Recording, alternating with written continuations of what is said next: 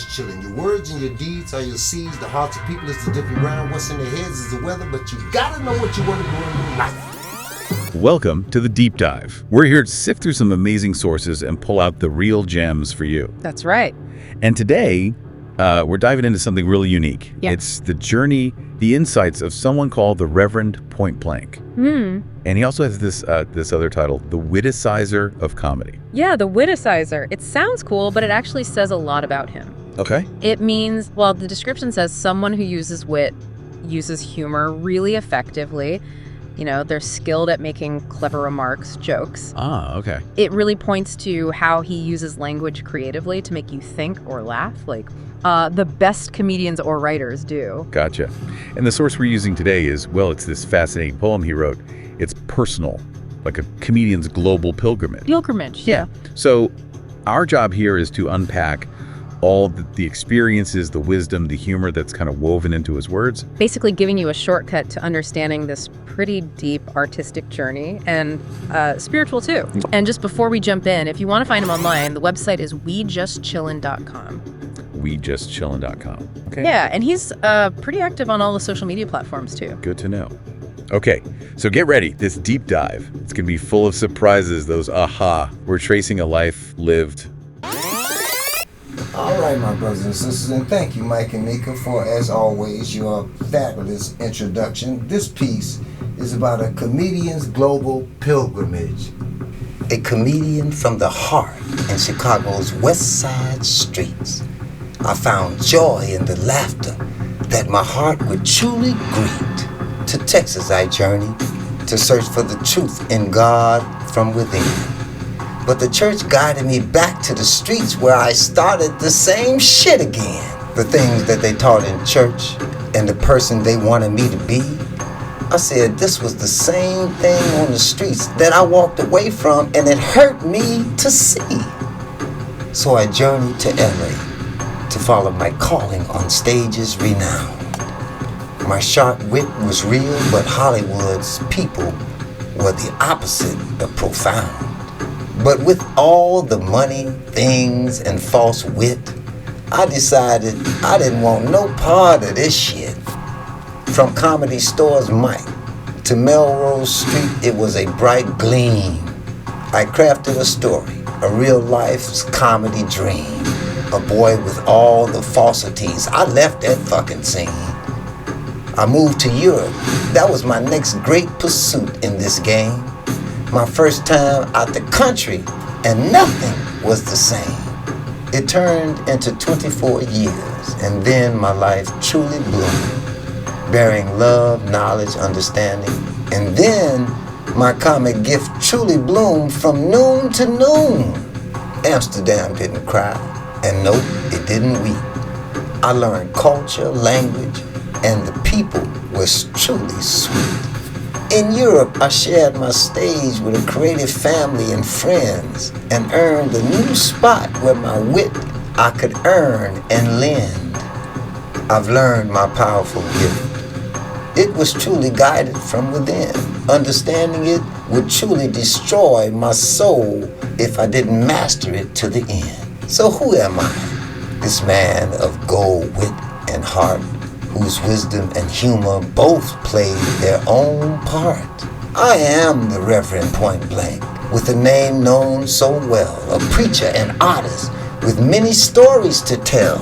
I've shared the stage with well-known artists, comedians, and fascinating delight. I've hosted massive concerts at Austin's Pepsi stage one night. My humor blend the honest truth with a cynical wit bite. But my desperate lesson is that self-mastery was always the guiding light. I'm a performer, an actor, and a spiritual guide. Your gift as well is in you if you look inside. Nothing beats a failure but a hell of a try. But I'll be damned if after 50 years, I'll be asking myself why. You see, tomorrow is not guaranteed. But if you live your life and plant a good seed, your entire world would change, and your last thought would be not to be worried about money or greed. It would be a harvest so full of everything you would ever need. So cherish your words and honor your deeds, because they are your seeds. I'm the Reverend Point Blank.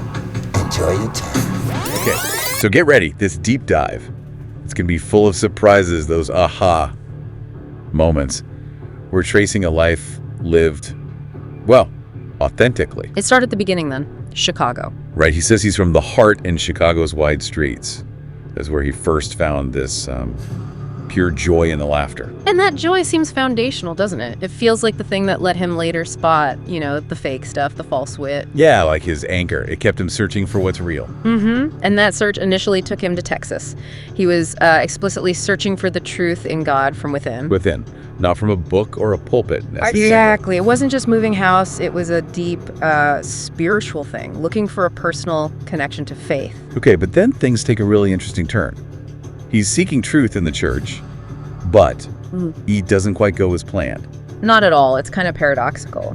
He says the church actually guided him back to the streets where I started the same shit again. Wow. That's blunt. What do you make of that? Why could the church give him what he was looking for? Well, he talks about that disappointment. He felt like what they were teaching, who they wanted him to be. Yeah. It was basically the same thing on the streets I walk away from. And he says, straight up, it hurt to see it. I bet.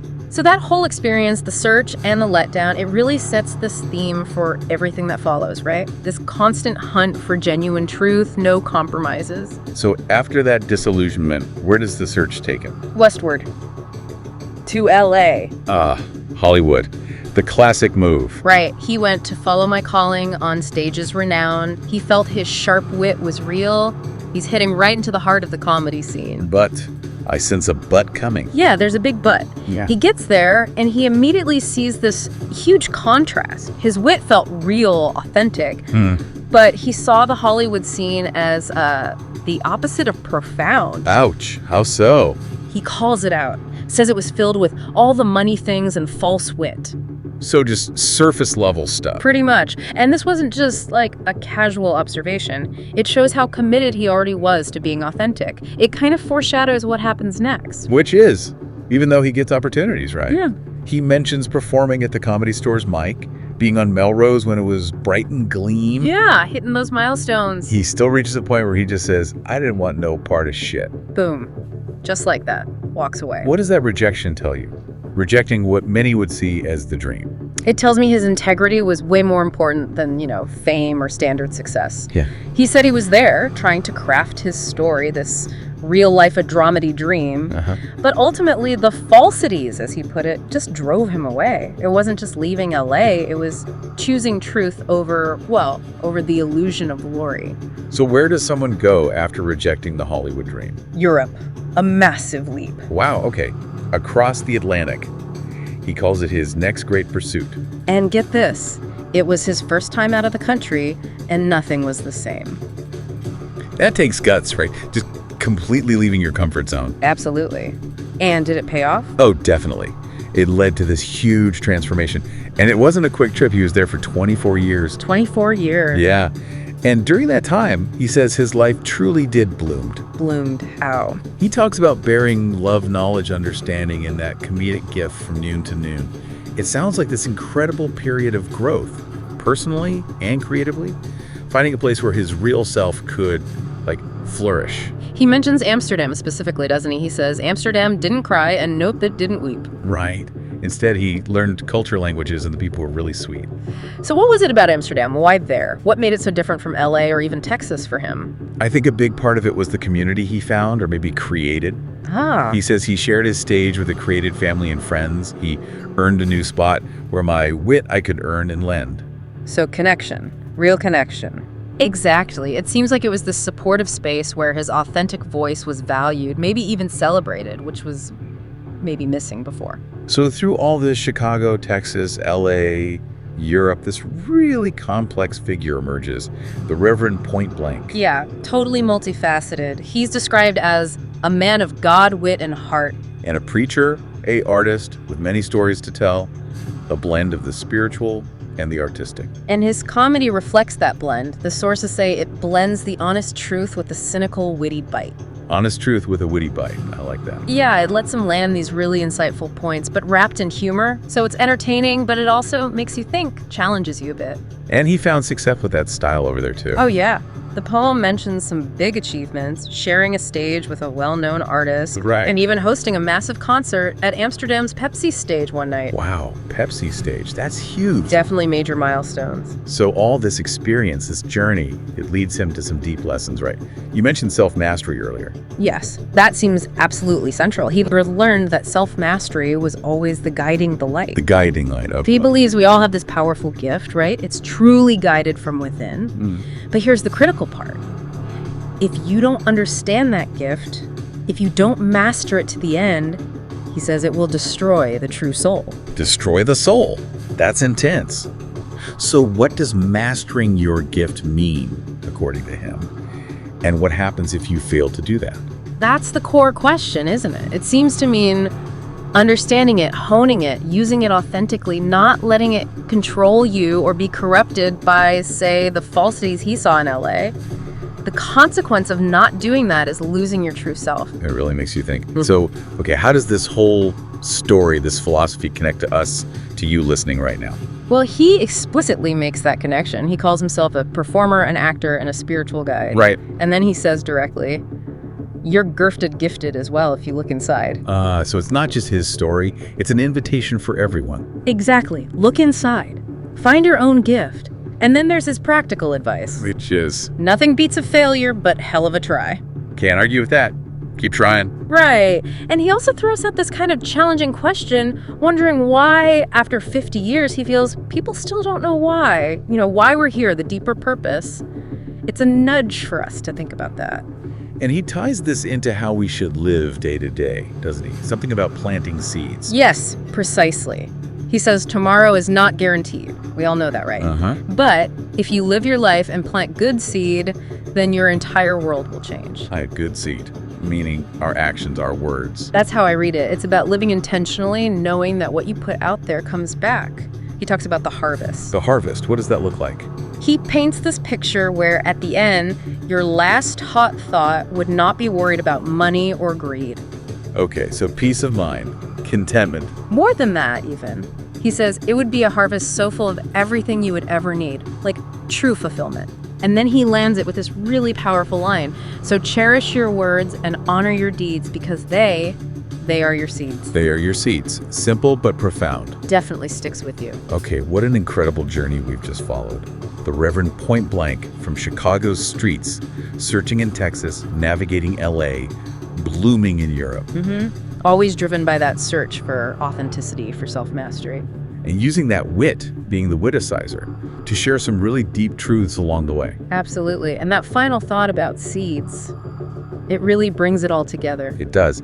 Tomorrow is not guaranteed, but if you live your life and plant good seed, your entire world will change. And your last thought would not be worried about money or greed. It would be a harvest so full of everything you would ever need. So cherish your words and honor your deeds because they are your seeds. It's a powerful piece of wisdom to carry with you, isn't it? Makes you think, what seeds are you planting today? What kind of harvest are you aiming for? Something definitely worth pondering. And hey, if you want to hear more from the man himself, experience that unique humor and insight. You should stick around. Definitely. Coming up next is a raw at-home comedy show with the Reverend Point Blank and Deacon Lying Ass. You don't want to miss it. Bro, take a look. Mine. Yeah, we're rolling. Fuck you mean that's yours? Y'all got your own shit? Yeah, that's my motherfucking Well, what song. about mine with my name on it? Ain't no motherfucking shit with your name on it. Nigga said that's his shit. Well, can I get some of your Kristen? No matter, fuck it. Kristen, now why it's so hot in this motherfucker? It's so hot in this motherfucker, I seen the devil catching a plane to Alaska. Nigga. My brothers and sisters, I'm the Reverend Point Blank. I'm here with Deacon Lying Ass. Yes, sir, that's me, baby. And we just gonna talk about a couple things. I've been knowing him, I don't know, a couple of centuries. And I met him when I meet your motherfucking ass, nigga. A long, long time ago. I want to say 17, I was about 17, 18 at the most. So what was we doing when we met? We were selling Pleasant Air. You had a some kind of car product. Actually, I was with my boy Roscoe, which is a Muslim, and he was selling incense, Borat's t-shirts, and that's how we connected because he was making these zodiac signs. And I was at the record shop. Yes, sir. Yes, sir. So, okay, I got that. So then we started selling hats and Borat's and earrings. You damn right. We started going all over the motherfucker. Hustling. That's what the fuck it is, hustling. Don't tell hustling. A lot of people don't know nothing about hustling. Hustling is like this here. You have to sit back, develop a mindset to do what you need to do to make it. It ain't got nothing to do with nothing else, Jay. Oh, you telling me, motherfucker? I'm trying to get... I don't want to hear that bullshit. What I'm talking about is... We was just talking about pussy. Pussy? No. We talking about pussy because... If Jay, pussy is something that we can agree with because I like pussy. Pussy ain't nothing but meat on the bone. You can fuck it, you can suck it, or you can leave it alone. You know that, right? Yeah, I do. Who gives a fuck? I'm talking about... Look, Ross. Now, we was just arguing... Having a conversation about pussy. All right, let's talk about pussy then. No, it was just that I moved to Texas. This was a whole lot of shit happened with the president and all that. I moved to Texas because I figured Rawson will live better down here. We can make some money, and we made plenty of money selling some more shit. But you was standing at my spot for a while. But Jay, when I came down there, goddammit, I weighed 245 pounds. Before I left you, I was wearing 114. You had me eating rice grains and shit like that. I know I tried to be nigga, you need to go back to eating Cheerios. Well, goddammit, I ain't trying to starve to death. All I'm saying. We had rice, goddammit, with no sugar. We had what's that shit there? Honeycomb? What you say that shit was? Honey Nut Cheerios. Honey Nut Cheerios. They have no milk. Let me ask you a question. Did you eat it? You damn right. What else a nigga gonna eat with nothing else to work with? What's the problem? I really wanted some milk. I really want some sugar. But did you eat the Cheerios? But I ended up losing a lot of weight. Okay. You need to go back to Cheerios. This right here is just something that I'm putting together because it's all about love. Bro, your motherfucking ass is crazy, nigga. Who? He keep getting off the goddamn subject. I'm talking about pussy, now he talking about weight. Oh, fuck the weight. Let's talk about the pussy. Pussy got a lot of weight to it too now. Niggas have lost corporations in this motherfucking pussy. You can't take pussy and put it on. Let me tell you something. Now, can you take pussy and put it on the bank account and get a withdrawal on it? They look at you like you're crazy motherfucker. But people have lost corporations. They have lost this. Pussy hold more than you think. Well, if you can go to the bank, you can find a bitch with some pussy at the bank that might do it for you. So it's easy. I'm talking about the pussy. You saying that you gave me some pussy or brought some pussy home. You ain't never brought no pussy home to me. And I'm telling Christian that, goddamn it, I done brought you in my whole lifetime. You ain't never brought me no pussy or bring a bitch back for me to have pussy.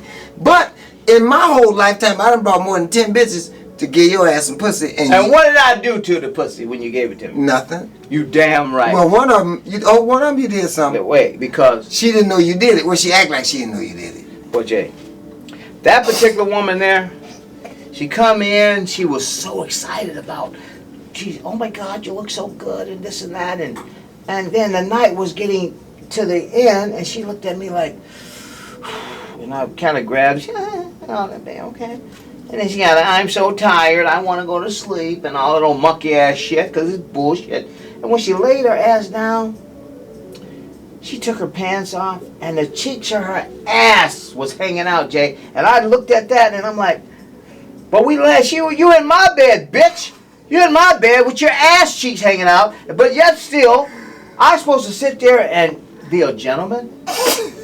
How the fuck you gonna be a gentleman and every time I look at your ass and I kind of turn around and she kind of rub up against me a little bit. I'm like, so I kind of touched her a little bit and grabbed her and rubbed her a little bit. I'm like, God damn, this girl got a nice firm piece of, Don't want to say too much because I don't want her to, they got the shit where they be looking at shit and she got a nice turd cutter. Go ahead. Anyway, turd cutter, whatever. But I don't want to know you fucked her and the bitch. No, Jay. I don't want to say I fucked her because, I fucked her, but it wasn't like that. It was almost like when I was rubbing on, I kind of like was trying to ease her panties back to see exactly what she was working with, and the bitch fucking around and moved, and her panties came down a little bit further. Trying to bullshit me. I said, well, this bitch, I think she want me, you know. So I kind of like. Did you ask her? She was supposed to have been asleep. At the time. And the bitch, I mean, come on, man. I don't know what the fuck was going on, but it was more like, it could have been rape. If I really looked at it. You raped the bitch? Hey, no! Jay. Didn't rape her. When that bitch threw that ass back like that and I saw nothing but pussy, I said, she's trying to bullshit me. So what that mean? You can fuck her? No, Jay, we can't fuck somebody like that. What would you say you fucked her? Let me tell you how. It was not like that.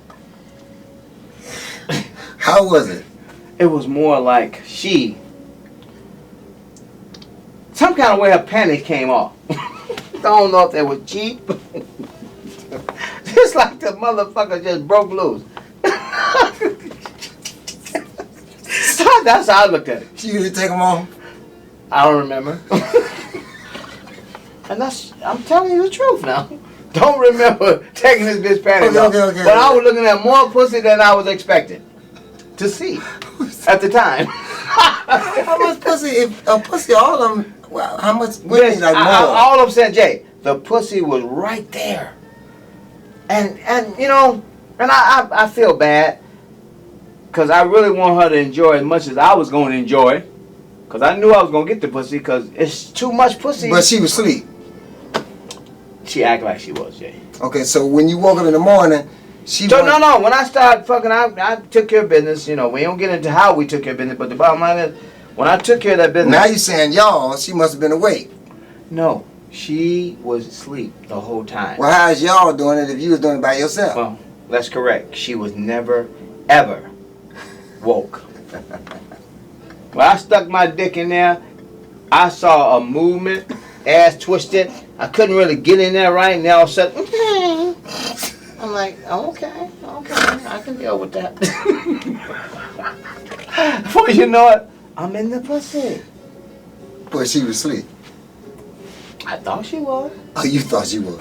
But when she moved a little bit, that was like. That didn't give you no warning sign? Maybe she No, dick was in, when she moved, that was enough to bam, put it in there. So she didn't know your dick was in her pussy?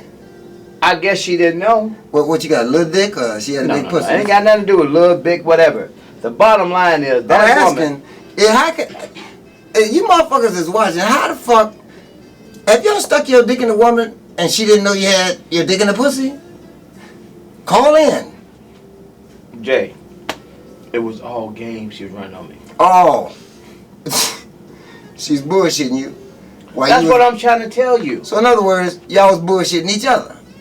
The bottom line is, the woman either was fucked up in the head and couldn't respond, or I was so fucking hot I didn't give a fuck. You know what I mean? Which one was it, or was it both of us? I don't give a fuck. The bottom line is, she laid in my bed, pussy hanging out, Jay. And I'm not like that. Don't get me wrong. It was just. Okay. I'm talking. You ain't talking. You know how long we talking about, man? Did you ever see the bitch again? Never. Okay. Ever. So what about the time we went? No, Jay. Never did I see this bitch again. That was a friend of yours, and I feel bad. You know, we were talking. We were trying to get to know one another, and it's really terrible that you would even put me up to this bullshit. Because I'm not like that, Jay. Okay, I'm a man of love, trust, and honesty. Okay. You never saw the bitch again, I got it. Never. Okay, so. Didn't even call her nothing, because she didn't even, according to her, I never fucked her. She just woke up in the morning, why were my panties wet this morning? I'm like, maybe you pissed on your motherfuckers. I don't know. You know what I mean? How the fuck you gonna tell me something like that? Okay, hold on. I thought I took care of business, you know. All right, so that was sad. On the real. We were selling earrings or some shit down in Galesburg or some shit. I had a car. The place didn't match the car. I didn't have insurance. You ain't even have no motherfucking driving I license. ain't had no driver's license. How the fuck you talking about driving? Like you riding the car with no insurance, no driving license, car don't belong to you, registration. But I had the title. You had the title. And somebody else's name. Somebody else's name. So we down there trying to make some money. We hustling, trying to get paid. You know, we hustling earrings. Right. We selling earrings. You know them earrings are like $3 a dozen. Yeah, I know you're We talking sold about. them $3 a pair. 2 for $5, 3 for $7. 3 5 a for dozen, $11. 2 for $3, 3 for $5, 4 for $6, 5 for $7. We was hustling, baby. I remember like yesterday. So we got there. I guess it was about 4 o'clock, 3 o'clock in the morning, and we didn't want to buy no hotel. Right. Right? I told you, man, Jay, it don't make no sense. Here it is, 4 o'clock, damn near 5 in the morning. It don't make no sense. The hotel gonna check us out at 11, 12, you know what I mean? We can't be. Oh, you don't smoke, that's right. Yeah, I'll hit it one time, though. But you don't smoke. I'm gonna hit it one time for you, though. For me?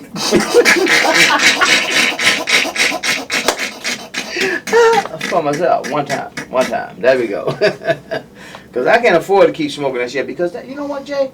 Even though that put me in a whole different position in my life, it gives me that. Hey, Ron, just smoke the joint. Let's talk about the girl. Fuck it. Just, you know you want to hit the motherfucking fake bullshit. Go on, get it right on camera. Oh.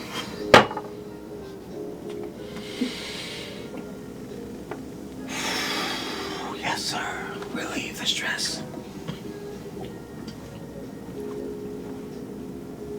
That's why I love you guys. You give me what I need. You need this shit? No! I don't want none of it. I need you guys to keep giving it to me. Because if I had to pay for it, motherfucker, I wouldn't buy it. Ah! Damn, what is that, man? Oh, that's herb. So anyway, Damn. you alright? I'm cool. No more, okay? You motherfuckers done it again. Fucking done it again. But it's okay. Okay, so we get down there. We don't want to get a hotel room, so we park on the side of the road and take a nap, right? No, we went into a hotel. No, but we didn't want to pay the money. That's what I We said. don't want to pay the money, so tell it. No, you tell it. We parked on the side of the road. Park in a hotel. The hotel We parking lot. knocked the fuck out. Seats let back far as they can go. Police. I'm like, hey, everybody. Hey, Jay, what's the fucking police? Hey, what are you guys doing here? This and that. Right, license, registration, this and that. I said, okay. Still get my shit together, Jay, he reaching and all that, went in the glove compartment. Motherfucker give him some shit. Frisco Pete. He said, who is Frisco Pete? Motherfucker, what's your name? You know what I mean? Now you take him from there. I Motherfucker. told him my name and he hasn't get his driver's license. I said, no, I must have left it. We came down to see all the merchandise. And so, anyway, make a long story short, he said, y'all gonna have to leave here. Nigga escorted us out of the motherfucking the city limits. He said, you know what, man? I see right now you some hustling. You motherfuckers, man, cannot be up to no good. I tell you what, follow me. He put us on the motherfucking highway and said, if I catch you right again, I'm taking you and putting your motherfucking ass in jail. We turned right back around. Turned right back around. Car was fucking up on him. God was fucking up. That motherfucker stopped right in front of these bitches. Or some Yeah. shit. No, we picked up some ladies. What happened? Yeah, we picked some ladies up. No, some girls was passing us on the side. And this is stick and move. See, we sell stick and move, we call it. A motherfucker, I said, Jay, we got earrings. Every time we sell any motherfucking woman, Oh yeah, we got earrings. Right. We don't give a fuck. That was our thing. Is everyone Oh, they we had see, just come out of the blue moon. right, the blue moon. Yeah, Yep. yeah. So we was like, Jay, there you go. So I was like, pull over. I was like, excuse me, man, we got some t-shirts, 2 for 3, 2 for 5, and we got earrings and all that kind of shit. They said, okay. Matter of fact, we get ready to go home. Could you follow us home? And that's how we followed them home. So what happened when we got to the house? Followed them home, sold them some merchandise. Went out to start. Went to try to start the motherfucking car. The car would not start. 3 motherfucking days. Now, that's I don't know how you pulled that shit off, but we were stranded. That's right. So we go back up and say the car went short, this and that, and you tell them from there. Shit, because I don't know why the fuck that happened. The car wouldn't start. We both went there. Say the car won't start. We sat around. So they said, well, you can stay here till y'all can figure out how to fix it. We fucked with the car for a while. And they said, well, y'all just stay here. Yep. Next thing you know, I'm eating motherfucking pinto beans, collard greens, black-eyed peas. Yeah, goddamn breakfast in the morning. I don't know what the fuck he doing in the room. I'm sleeping on the couch. I'll get back out trying to, next thing you know, I don't know. All I know, we was 3 days. And I'm like, this is some bullshit, man. How would Jay? We got to get out of here, this and that. So I said, you know what? I was raised in a religious environment. I grew up in church. My mama trust and believe. So I said, you know what? God is all we need.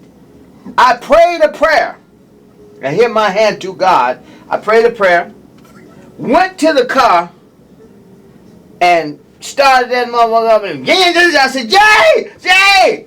Hit my hand. I'm not bored. Y'all can say I'm bored when I'm dead. The motherfucking car started up. We didn't get nobody to fix it with Jay. Well, we came right out. I came right the fuck up out of there. Came back to Chicago. But that's what God is doing. You didn't get no pussy though. No, didn't get none pussy. You didn't want to fuck that girl. She didn't want to give you no pussy or something. No, it's Jay. It's I'm two not. of them. I know Jay, but it's like I was into the money, man. Man, how the fuck you into money? And every time when I'd rather beat my meat and throw $50 in the drawer, Jay. Look, fuck that. You should have thrown $50 out the window with the bitches I saw you fucking with. I go to Europe, come back, you got Rottweilers, Pit Bulls, German Shepherds. Nigga, you got the ugliest bitches I've ever seen in my life. Not only that, they Rottweilers. This motherfucker Pit Bull. Bitch, throw your clothes out on the goddamn street. Bitch, pull a 357 on you, nigga. You want me to go on? How you? And then you tell me, I like bitches like that. Why the fuck is up with that shit? Jay, they all need love. A crazy bitch is no... Let me say something. When you look at how life is set up, I talked to a guy, he told me, he said, you know what, Ross? Insanity and being sane is so motherfucking close, we can't even get a reading on it. Now you're talking about mental health. I'm telling you, a motherfucker insane and going insane and going... I'm talking about fucking with ugly ass, crazy ass bitches. These bitches ain't never been that ugly now. The only fine bitch I ever seen you with was that young bitch I told you not to fuck with. Jay, I don't fuck with bitches, first of all. The bitch was 19, nigga. You was 40 or some shit. Oh, hell no. I mean, I was 27 years old than her. Something like that. 27. But I didn't know these things. No, I told you. I was doing a showdown at the Chicago Center for the Performing Arts. I said, Ross, you brought the bitch over. I said, Ross, put a condom on. Do not fuck that bitch without a condom. You did say that, Jay. You said, oh man, I got this. I know how to do this. Jay, how the fuck am I not gonna fuck a bitch? Let me tell you something. But I ain't never fucked with no 19-year-old because that is something that I just didn't understand. How the fuck am I gonna fuck with a woman? Well, a girl. Well, she's still a woman because at 18 you're supposed to be grown, right? I guess. So at 19, she was like, I was trying to help her. Once again, help is what it's all about. What was you trying to help her do? She had got so fucked up in my car, and I didn't want to take her home to her daddy like that. So I checked into her room and how'd she get fucked up in your car? What happened? She was drinking in the back seat. She was high. I was doing cab service. Oh yeah, and then you. And I said, "Your dad, you can't go to your dad." So you paid for the hotel room. Yeah, she was. I said, "Look, I said, what do you want to do?" And a couple weeks after that, you moved in with her. No, I paid. Jay, let me finish. I paid for the hotel, but the bottom line is, we don't get into that. You're right. You don't get into all that. That's too much personal shit.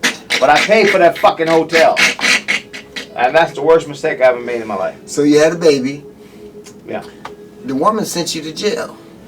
Well, because of some nigga you had in the car. So roll on, motherfucker. You wanted to see your kids. She didn't want to see your kids. You was on the phone with her. Y'all was arguing and shit. This gangster motherfucker nigga from the hood was sitting next to you. And he was like, who is this bitch? And you hung up. And she hung up on you. Right. And he redialed her back. Right. She put him on the phone. He took the phone. No, he took the phone. Right. Well, nobody else on the phone. The answer machine answered. Right.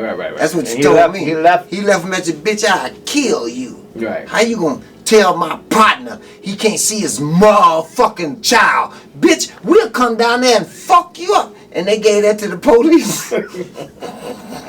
Jay, that's not funny. Yeah, it is I funny. lost time, I lost effort, I lost understanding, and I lost trust and love. That is nothing that... You lost trust and love when I told you not to fuck with the bitch. And you I did. know, but I shouldn't have never even been fucking with her, then I ain't have to listen to you. Okay, what about the bitch that put on... I come back from Europe. I call your ass. And you're like, hey, what's up, Jay? Oh, you in town? Yeah, man, cool, man. I'm in the country, everything cool. You give me an address to meet you at. I go to that address.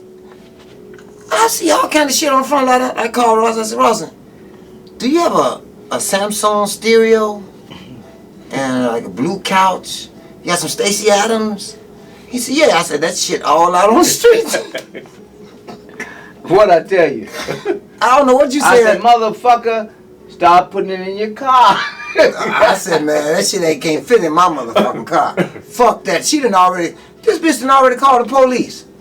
Yes, sir. And on top of calling the police, this bitch got a big pot of motherfucking bleach, peanut butter, Yes, sir. and some other shit. She's stirring that shit. Finna burn this nigga ass. That bitch finna roll. Police couldn't even come in the house. They in that mode. What's the problem? It was You know fucked what I mean? up. So now the bitch, you come in and this bitch cuss you out in front of the police. Yes, sir. You couldn't get none of your shit. She shut the door and we had to try to get your. I don't know what happened to your shit. What happened to your shit? I end up coming there, getting it, and I took it to a neighbor in the back of me house. Oh yeah, that's right. I helped you do Yeah, that. yeah, you helped me do that. Okay, let's get to one more bitch. This bitch pulled a 357. Oh my God. You don't want to talk about that bitch, but I really love that crazy bitch. That bitch could cut my motherfucking throat and I'll wake up and say, I still love you, baby. That motherfucker was a motherfucker. She had a snapping pussy or something? Hell no. She was ugly as a motherfucker. You think so? I thought she Everybody that see that bitch. Hell no, man. She was halfway decent. Just say it. So from 1 to 2, what would you give her? Nigga, I didn't give a fuck about all that. See, you gotta go with the spirit, the soul, the mind. So if she was ugly, you went to spirit. No, I didn't really look at her like that. But she was ugly as a motherfucker. I never looked at her like that, Jay. You didn't see. So you could have your eyes closed when you walked up on this ugly motherfucker. You think she like the bitch was looking like a mule drinking vinegar? Obviously. How can a bitch be looking like a mule drinking vinegar? That's an ugly bitch there. You had to walk on this bitch like this. Hey, baby, what's happening? What's your name?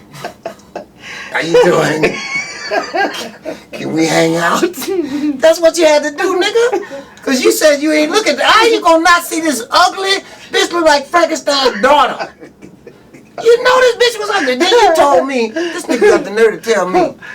You trying to say this bitch so ugly? No, you told me. No, this was you told me. No, nigga, you trying to get out. No, nigga, back. The bitch so ugly. Michael Jackson. Michael against the law to even talk to her. No, ain't that. This nigga fucking told me he doing the Michael Jackson. I said, nigga, he said, this bitch so ugly. I like a bitch like that. Yes, sir. I want a bitch that can chew glass and give me some sugar. Yes, sir. You tell me. That, you know what? That's love. When you can find someone chewing on glass trying to blow a bubble. Hold on, that ain't even it. We just talking about bitches. You fucked a crippled bitch. Lord have mercy. I don't.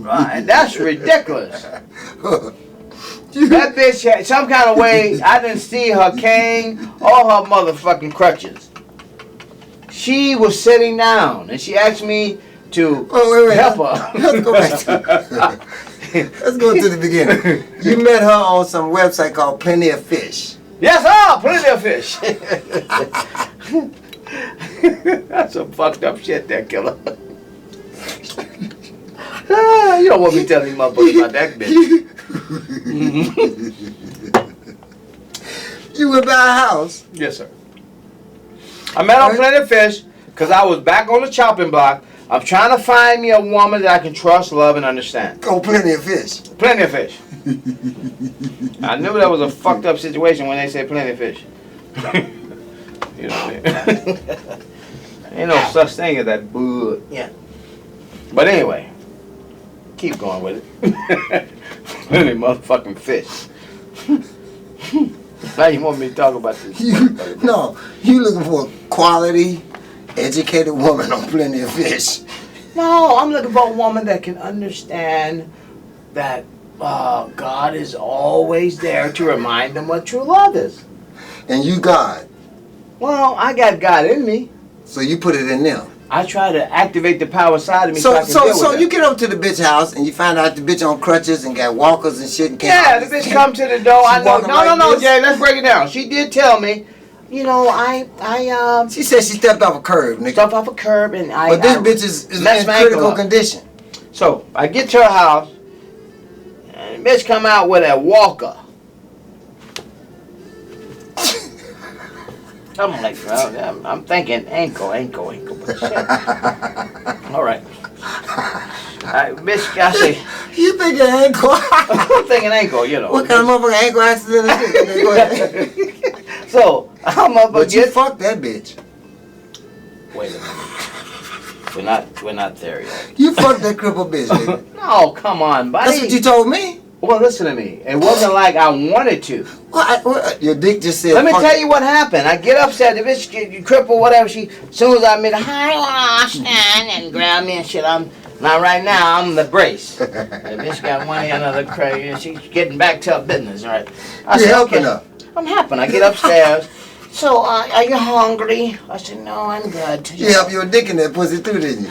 I couldn't even sit down good enough. What happened? The bro was looking at me like Sunday's dinner. And I said, excuse me, man. Why you just didn't get him to leave, nigga? Listen to me. It was, Rawson, you a grown man. No. It was a blizzard.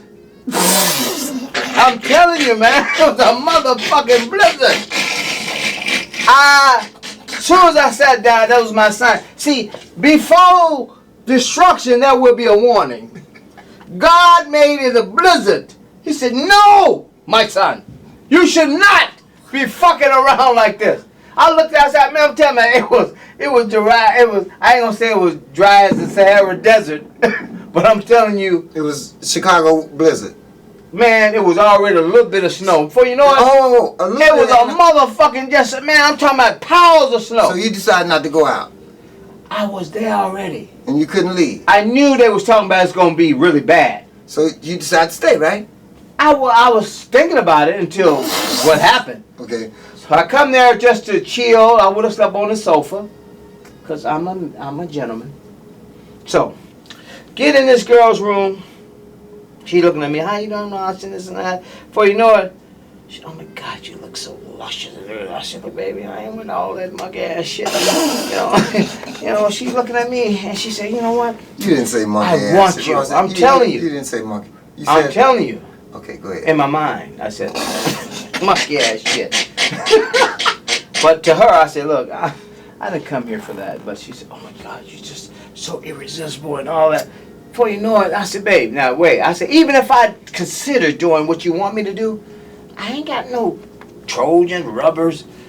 Me neither. I don't really get into this and that. The bitch went in the drawer and act like she peeled around a little bit in the drawer, like she gonna find a rubber. Before you know it, I said, you know, baby, it's not that serious. The bitch went in the corner, 11 million rubbers. 11, I'm like, what the fuck? You know what I mean? Trying to bullshit me like you ain't got none, but the bitch had a ton of them. Okay, let's stop. I want you to continue, but you saw the rubbers. A ton of them. So you know the bitch was fucking a ton of motherfuckers. I don't know why she had them like that. She don't know why she had rubbers. I'm just saying, it could have been, you know, they give them away. She could have been I don't know. Okay, so what happened after that? Since you So Jay, what I'm saying she is, took one out for y'all. Well, who else you gonna take it up with? Hey, y'all. Devil, I rebuke you for what I go through and trying to make me do